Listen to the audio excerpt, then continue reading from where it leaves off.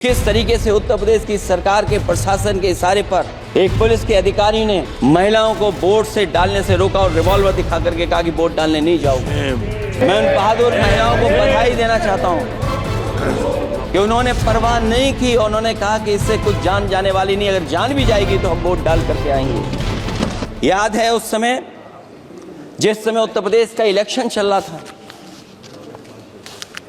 बहुत से लोगों को वोट डालने का अधिकार जिनको था उनको अधिकार से रोका गया और जो लोग वोट डालने जा रहे थे उन्हें डराया धमकाया जा रहा था।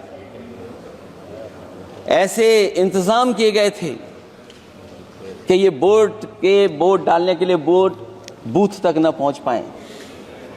वो तस्वीरें अध्यक्ष महोदय न केवल हम लोगों ने देखी बल्कि पूरे देश और दुनिया ने देखी होंगी कि किस तरीके से उत्तर प्रदेश की सरकार के प्रशासन के इशारे पर एक पुलिस के अधिकारी ने महिलाओं को वोट से डालने से रोका और रिवॉल्वर दिखा करके कहा कि वोट डालने नहीं जाओगे। मैं उन बहादुर महिलाओं को बधाई देना चाहता हूं कि उन्होंने परवाह नहीं की। उन्होंने कहा कि इससे कुछ जान जाने वाली नहीं, अगर जान भी जाएगी तो हम वोट डाल करके आएंगे।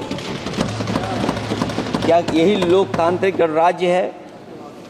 सच्चे लोकतंत्र में जनता श्रद्धापूर्वक मतदान के माध्यम से अपनी सरकार चुनती है।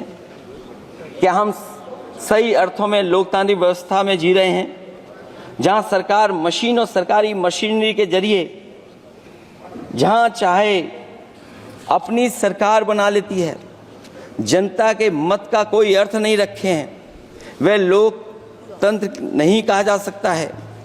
यह व्यवस्था जब तेजी से लोकतंत्र में तानाशाही की तरफ बढ़ रही है, हिटलर ने भी तो जनता द्वारा चुने जाने के बाद संविधान में संशोधन करके तानाशाही कायम कर दी थी।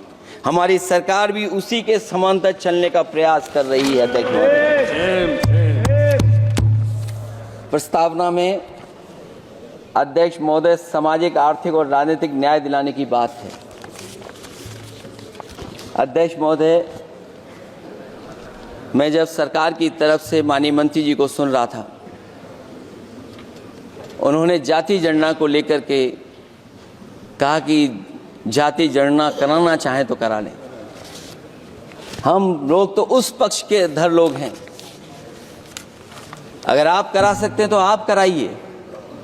नहीं अध्यक्ष महोदय, जब कभी भी हम लोगों को मौका मिलेगा तो जाति जनगणना कराने का काम हम लोग करेंगे।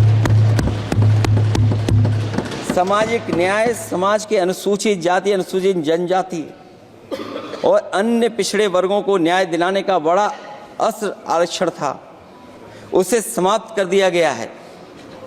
आउटसोर्सिंग और कॉन्ट्रैक्ट बेसिस पर थोड़ी बहुत नौकरियां जो दी जा रही हैं, उनमें दलितों और पिछड़ों का कोई आरक्षण नहीं है। शिक्षण संस्थाओं और विश्वविद्यालय में प्रोफेसर्स और वाइस चांसलर के चयन के समय इनके आगे लिख दिया जाता है